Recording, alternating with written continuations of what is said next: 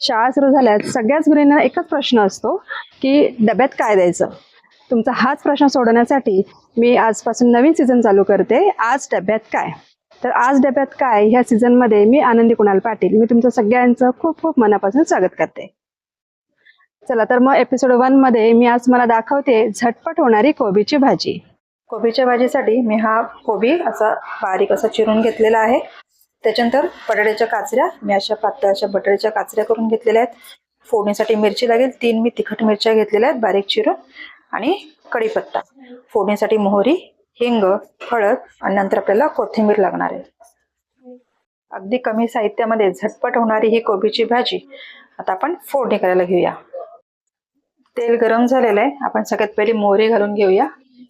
सुरुवातीला गॅस मोठा ठेवायचा आहे. मोहरी चांगली तडतडू द्यायची. मोहरी छान तडतडली आहे. आता आपण गॅस बारीक करून घ्यायचा आहे, म्हणजे फोडणी करपत नाही. आता त्याच्याने मिरच्या घालून द्यायच्या. मिरच्या चांगल्या फ्राय होऊन द्यायच्या. त्याच्यानंतर त्याच्यामध्ये कढीपत्ता घालून घ्यायचा.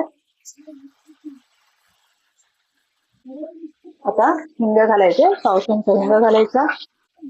पाव चमच्यापेक्षा थोडीशी जास्त हळद घालायचे. आता ह्याच्यामध्ये आपण हा बटाटा आधी घालून घेऊया.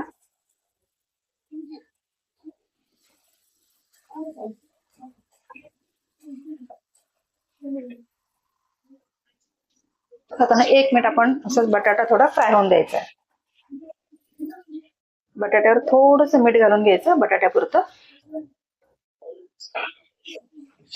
हे असं केल्यामुळे बटाटा चांगला शिजतो.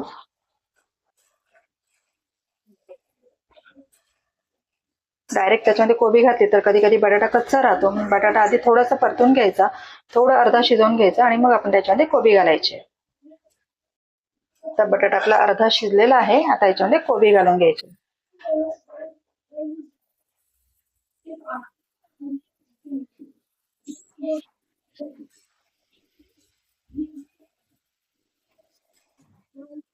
व्यवस्थित हे सगळं एकजीव करून घ्यायचंय. आता आपण कोबीमध्ये मीठ घालून घेऊया. कोबीच्या अंदाजाने मीठ घालायचं.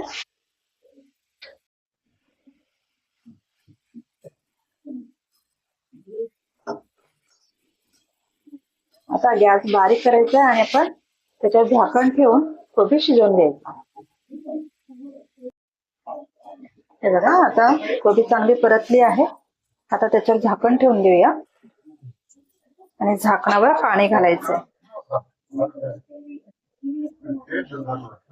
आता कोबी आपल्याला अर्धी शिजवून घ्यायची. हे बघा, आपण साधारण 2-3 मिनिटांनंतर आपण लगेच झाकण काढायचंय आणि ह्याच्यामध्ये आपल्याला साखर घालून घ्यायची.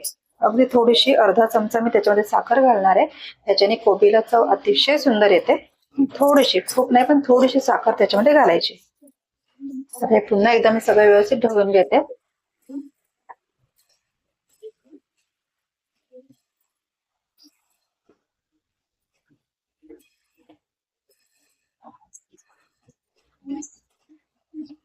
तर पुन्हा झाकण ठेवून मी कोबी पूर्ण शिजवून घेते. कोबी खूप गाळ अशी शिजवायची नाही, थोडीशी क्रंची अशी राहायला पाहिजे. ती कोबी खायला खूप सुंदर लागते. बटाटा शिजेपर्यंत फक्त आपण ही भाजी आता शिजवून घेणार. हे बघा, आता आपण बघूया की भाजी शिजली का ते.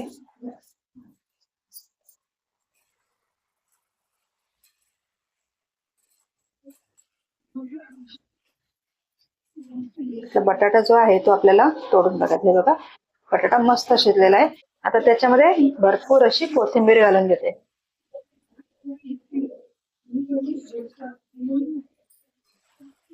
व्यवस्थित आधी मिक्स करून घ्यायचे.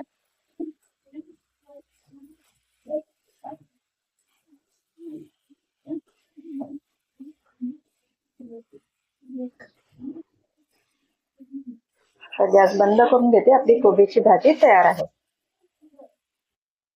तुम्हाला कोबी बटाटा ही रेसिपी आवडली असेल तर मला कमेंट करून नक्की सांगा. व्हिडिओला लाईक, शेअर करा आणि अशाच नवनवीन रेसिपी पाहण्यासाठी करियन राईस चॅनलला सबस्क्राईब करा. तोपर्यंत बाय बाय.